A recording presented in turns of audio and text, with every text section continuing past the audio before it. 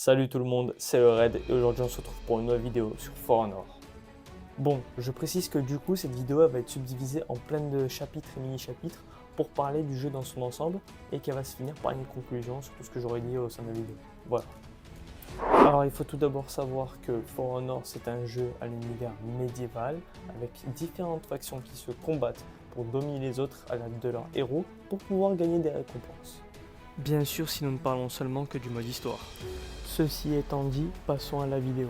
Ce qui est sympa dans le jeu, c'est la customisation des personnages qui est assez poussée, partant du simple changement d'équipement, donc les armes et les armures dont nous disposons pour améliorer ses compétences, jusqu'aux couleurs, motifs et apparences complètes du personnage.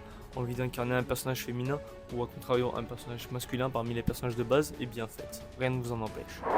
Sorti le 14 février 2017, For Honor est un jeu tape à l'œil qui reste en 2024 très beau visuellement.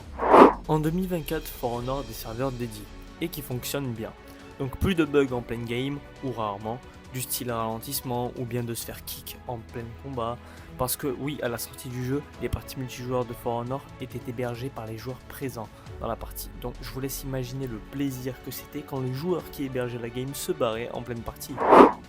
For Honor est un jeu très dynamique avec des personnages dotés d'arbres de compétences divers et variés.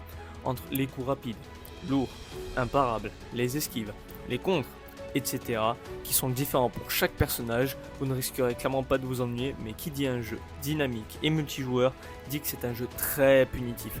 Donc vous avez intérêt à vite vous adapter au niveau, sinon vous vous ferez rouler dessus sans vergogne, et ça c'est moi qui vous le dis. Il y a 5 modes différents de jeu dans For Honor. Tout d'abord, le mode domination, c'est un mode constitué de 2 équipes de 4 joueurs qui s'entretuent pour obtenir le plus d'objectifs possible durant le plus grand laps de temps. Sachant qu'il y en a 3 sur les différentes maps, 2 à l'opposé l'une de l'autre et une à mi-chemin, le mode Rix est une petite map constituée de 2 couloirs contenant chacun 2 joueurs qui doivent s'éliminer en 5 manches, à part si une des équipes arrive à gagner 3 manches d'affilée. Par contre, il faut savoir que chacun des couloirs est accessible à l'autre, donc les joueurs peuvent venir se mettre sur la gueule tranquillement. Ou même inverser leur rôle. Chacune s'appuyant sur un style graphique différent, on y découvre plein d'univers tels que l'univers médiéval, scandinave ou bien asiatique. Il y a de quoi satisfaire tout un chacun, des interactions avec des mécanismes sur la map du type arbalète qui one-shot, manivelle pour faire tomber ses ennemis d'un pont, les possibilités et choix sont variés, à vous de choisir comment vous utiliserez tout ça à votre avantage sur le terrain. Ce qui est cool dans For Honor, c'est à quel point tous les personnages sont différents, autant en termes de sensations que de maniabilité ou de type de jeu. Entre les tanks, les mix-up, les spécialistes de la contre-attaque ou de l'esquive, les personnages spam, ou ceux qui font plusieurs de ces choses en même temps, tant il y en a vraiment de quoi faire. Sachant que tous les tanks, mix-up, spam, etc. ne se jouent absolument pas de la même manière et ont chacun leur pattern de mouvement, ça fait en sorte que tous les personnages se valent et se complètent, pourvu que l'on sache les jouer. Alors maintenant, parlons IA. Eh bien il s'avère qu'elle est excellente et qu'elle permet clairement de remplacer un joueur en début de partie ou bien de remplacer un joueur qui se serait fait la malle en pleine game. Dites-vous que j'ai parfois été plus en difficulté avec des IA de haut niveau qu'avec des joueurs pourtant bien réels. C'est dire la performance des développeurs, c'est à eux, certains studios devraient prendre exemple. Parlons du point qui fâche. Si vous êtes un joueur clavier-souris, je vous le dis d'avance, vous allez souffrir. Car le jeu est pensé et développé pour être joué à la manette. Donc vraiment, si vous voulez continuer de profiter des joies du haut framerate et d'une excellente résolution, procurez-vous une manette sur PC. Sinon je ne peux que vous souhaiter une bonne chance pour ne pas vous envoyer votre setup en l'air dès les 10 premières minutes. Ou par la fenêtre aussi ça compte. Le point fort de ce jeu, c'est que les parties sont faciles à trouver et qu'il n'y a pas ou presque pas de SBMM comme je l'ai dit juste avant. Ce qui fait que vous pouvez tomber sur des joueurs ayant n'importe quel niveau en face de vous ou bien avec vous. Du pur débutant au gaillard qui saigne le jeu à chaque pause en étant prestige jouissant. Un pur bonheur. Dans For Honor, vous allez devoir choisir votre faction et la représenter en combattant dans des parties multijoueurs en l'occurrence.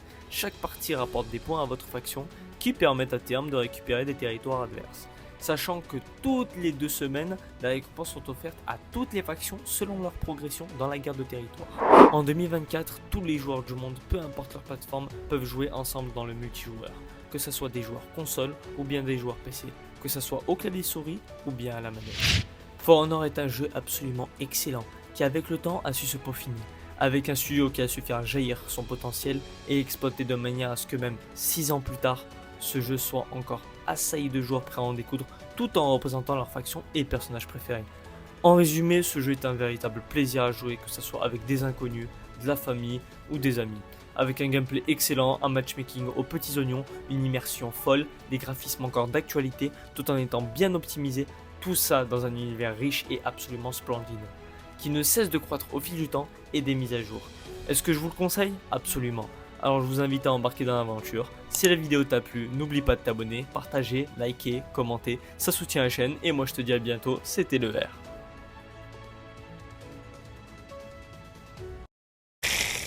Tfu.